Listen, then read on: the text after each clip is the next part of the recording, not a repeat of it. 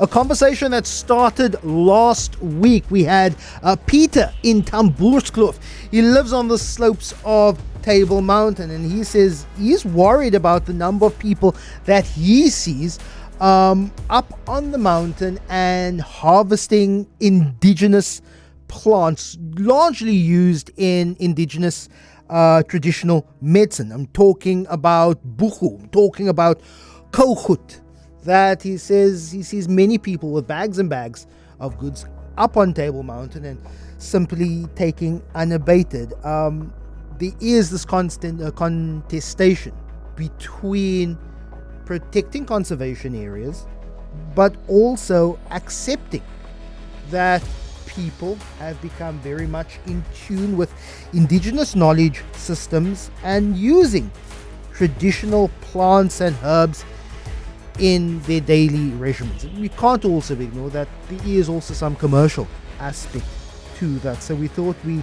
invite Ralph, who is a farmer out in the Woolsley area. Rupert Koopman is a botanist. We're also going to be speaking to the Friends of Table Mountain on the line with us. Rupert, I'll start with you this morning, and good morning to all of you. This has become a conversation which I'm hearing a lot in conservation spaces.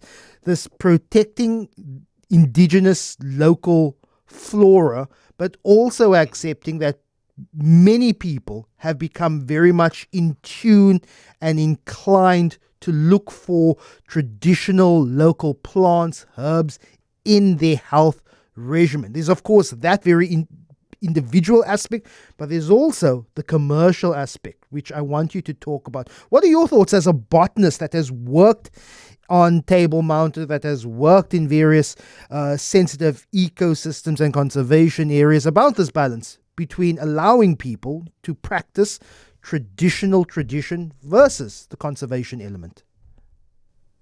Morning, Lester and everyone.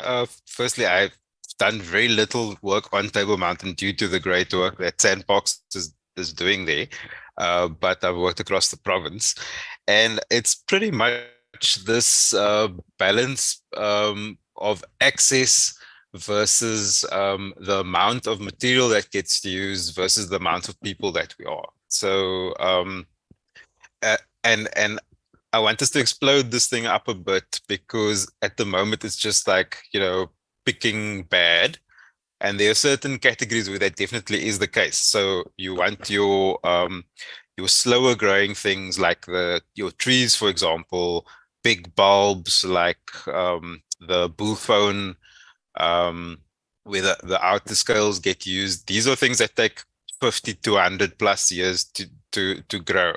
Then you've got you mentioned koichut. Koichut is a really easy growing plant. There's lots of it. You can harvest it almost as much as you want without much impact. And then you've got your in-betweens such as buchu, which is a more kind of a shrub which is a bit more, what should we say, tengerig is the Afrikaans word. So you can't harvest it every year and as much as you want to. And then you've got your user groups as well. So you've got your straight criminals, which they're going to be doing things which are illegal no matter what, because it's a transaction which is financial. You've got your people who are only collecting for own use and for spiritual uses.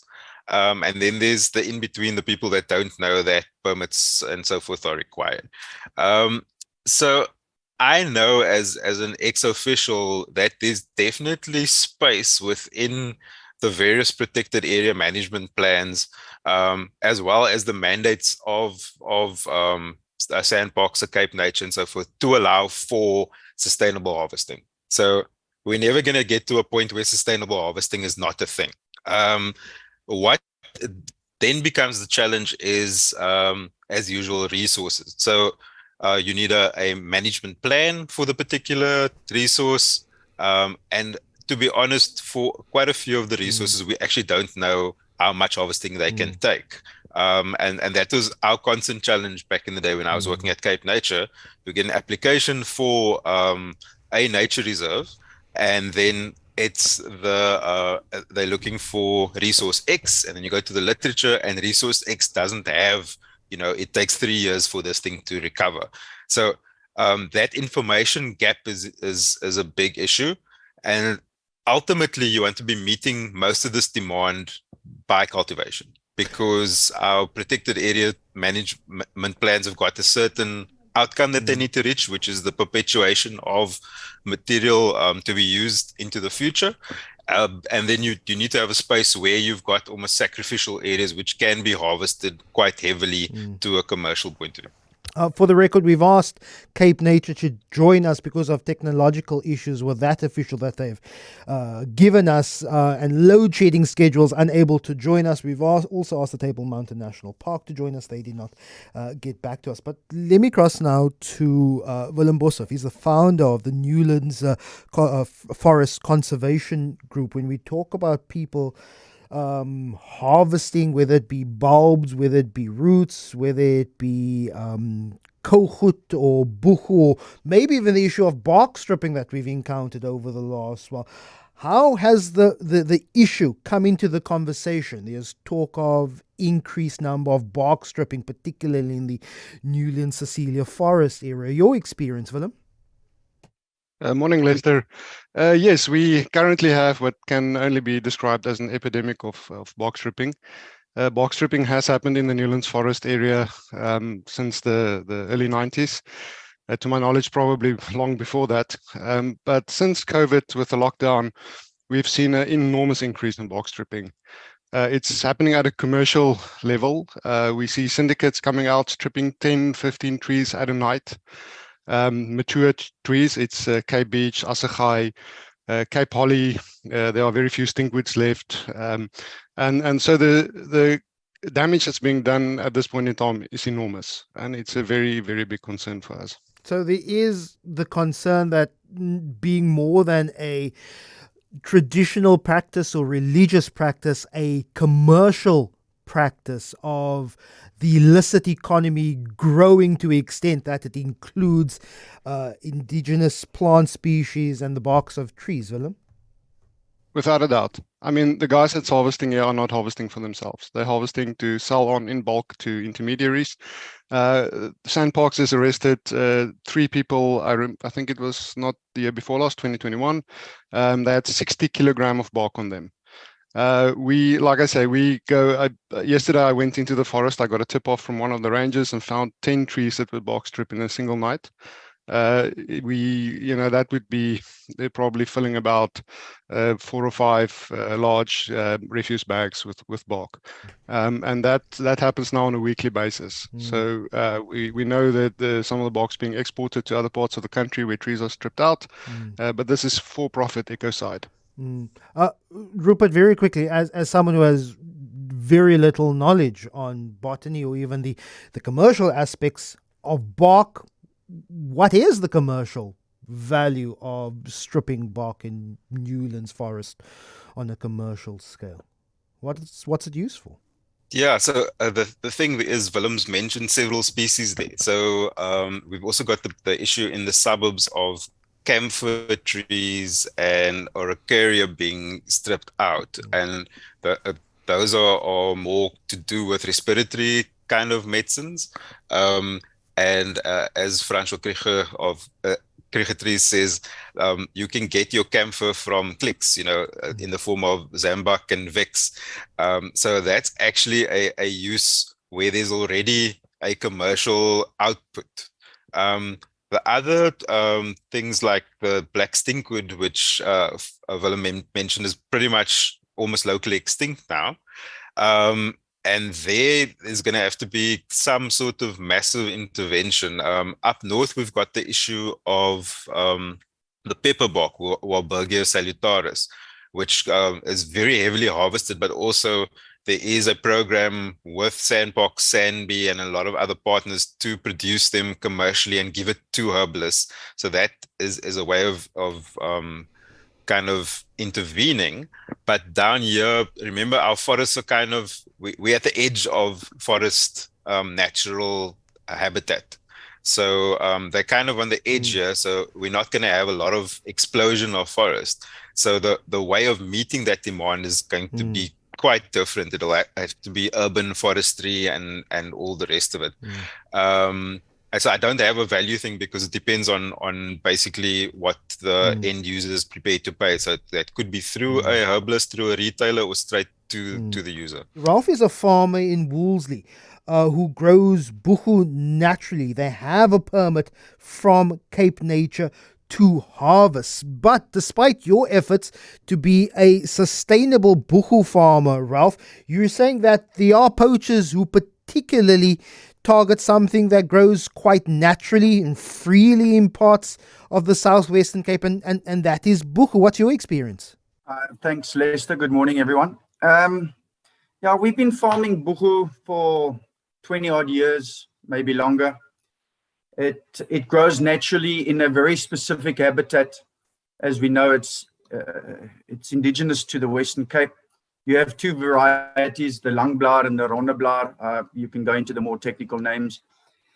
And we generally harvest every second year. So we allow the plants to then recover, and then we cut or harvest again. And we do it sustainably. Now, how do you gauge sustainability? Well, you would cut only certain types or certain parts of the bush, so that you have the growth points still remaining, and you actually helping the plant to get, to grow better. So when it comes to sustainability, we try and ensure that the plants continue growing and they continue growing healthily. But when the poaching occurs, they just willy-nilly come and they start cutting. They even rip young plants with roots and all out of the ground. And for want of a better explanation, they are stealing to not steal again. They steal om klaar te steal, for want of a better English wording. With very little knowledge of this particular aspect of our economy, but also what I'm cottoning on, the illicit economy, something like 95 Rand a kilogram for the buchu that's illegally harvested. How much are they getting away with at a time? Lester, I'm glad you're sitting down. I did a quick sum last year when the poaching escalated tremendously in our area. We had a poacher. He had a license to cut buchu from a neighbor.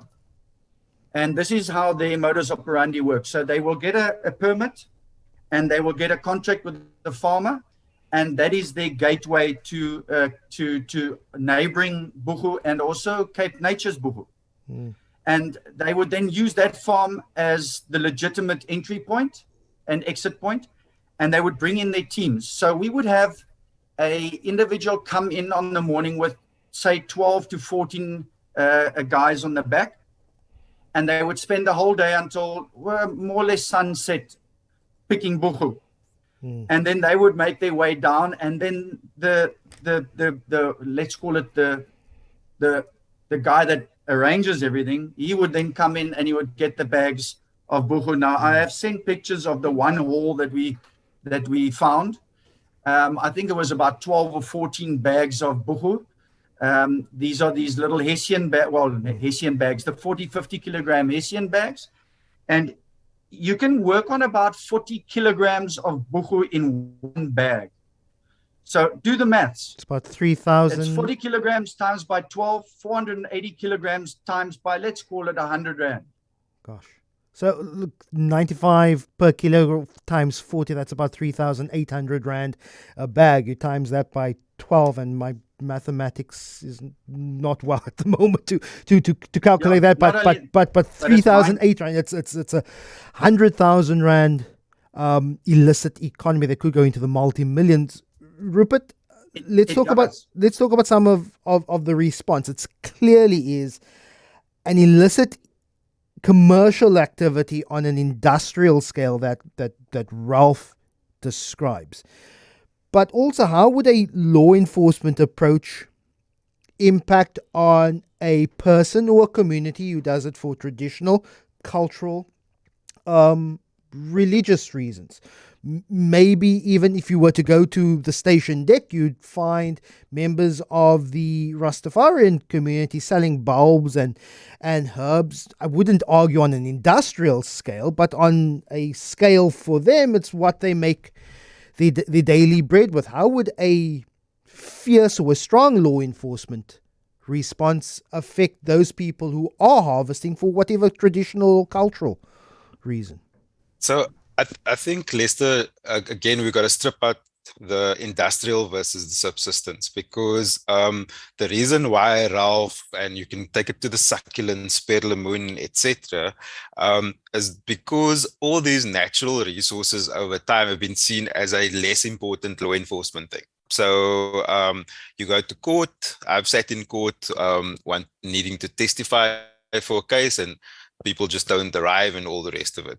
So if there's no consequences for green law enforcement thing, then you develop a case law or lack thereof where there are no consequences, which means whether you're poaching flowers, buchu, whatever, that needs to be policed much better. And at the moment, it's seen as a green thing, which is over here somewhere, and you have your normal law enforcement on the side. What we fail to realize that all illicit black market activity is connected, whether it be rhino horn, illegal sex work, or whether it be drugs or even buchu. They're all connected in the same economy. The illicit plowing up of illegal fynbos, all part of the same thing. So and unfortunately, you need a strong specialist aspect there, because what's happening in the succulent poaching, for example, is that we're having to train magistrates from scratch that this is actually something which requires intervention and the proper fines and all the rest of it. And I would argue that a green court, like we used to have for perlemoen, essentially, is the way forward, because these numbers are not insignificant that Ralph's talking about. You talk in the succulents as well. We're talking about millions of rands worth of stuff here, which is now seen as a kind of, it's leaking out of the economy, because we are all, as taxpayers and of the members of this country, losing here. You know, there's a small amount of people making money, but from a corporate point of view, we're losing out. So I think that's the first aim, and then you know, like with your rastas on the station deck and so forth, that's always going to be a thing, because the formal conservation agencies are willing to engage with formal bodies. So in Paul, there are definitely groups of Rastafarians who have got agreements with the various agencies and so forth. So it's not impossible. People are not out there in bad faith, not wanting to sign agreements and so forth. And so the key is that positive law enforcement. So like to make sure that when Ralph reports it to his local police station, it's not like, oh, you know, back to the back of the queue. It's okay, this is something which needs happening. It's the same with Willem and the Table Mountain Fund thing. So sandparks needing to do law enforcement when they don't necessarily always have the law enforcement capabilities to do the arrests and so forth. And so we really need that strong action, and then just constantly working on the alternative. It's like, where is their land which is well located, where we can do the planting of the medicinal and give people access to, and that's something we're always going to be pitching at from a positive point of view from various places where I'm involved. As a city that's surrounded by a conservation area, whether it be the Table Mountain chain, whether it be the Helderberg in the east, or whether it be in the Biodome up to the northern parts of the city, we're surrounded by legally protected conservation areas. And if people do want to practice a sustainable harvesting of subsistence, there's very little areas to go. Ralph, your thoughts? Just to get back on another thing that is not considered, and we specifically had this occur this year, We can't prove it, but there is a strong suspicion that this happened.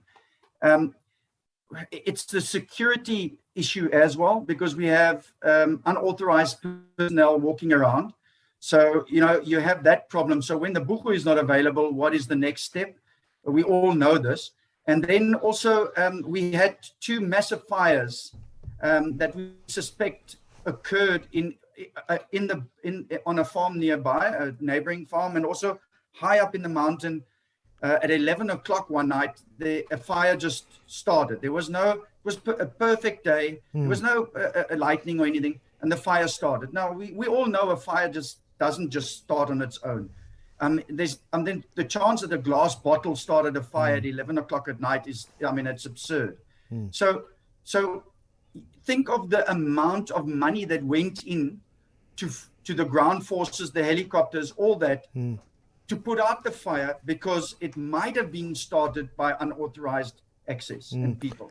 Willem, I want to wrap up this conversation with you in terms of access. You're part of one of the community groups that often have to step in when law enforcement, rangers, I know you have a very good relationship with law enforcement, Table Mountain National Park, but it's often left to community members, people who use the space. You're part of the Newlands Forest Conservation Group, and this often causes a contestation between people. Oh, who are you? You're just a nosy neighbor trying to take ownership of this area. But talk to us of how we need the cooperation between law enforcement, the conservation bodies, you as community members, and try to make it as welcoming as possible, so that no one feels, who are you, Willem? You're just trying to police here because you have the privilege of living close to the Newlands forest. How do we create that harmonious environment? Yes, Lester. I think there's many aspects to consider, and I'll quickly talk through a few of them. I think, first of all, Table Mountain National Park is loved by all Cape Townians. If I'm in Newlands Forest on a warm Saturday morning, there's several thousand people from all over Cape Town enjoying the cool, the shade, and the beauty of the forest. There is various stakeholder and public interest groups involved in Table Mountain National Park, and for various reasons. And there's a range of quality of relationship with the managing agents, being Sandparks. From our perspective, it's critical that whoever manages the parks and these stakeholder groups should have very good relations, because ultimately Table Mountain National Park must be one of the hardest parks in the country to manage. It's open access. There's multiple, almost infinite access points to Table Mountain National Park, especially the main body of the park, not Cape Point. It's in the middle of a city, a metropole with 4 to 5 million people. It's a given that there's going to be an enormous human impact. But the value of this park is also indisputable, but from from an ecological perspective, from a tourist perspective, from the people of Cape Town's perspective as an area of recreation and enjoying nature, it's extremely valuable. Unfortunately, we have to leave it there. We're eating into Eyewitness News. We're eating into the rest of the show. But Willem, Ralph, Rupert, really appreciate the time.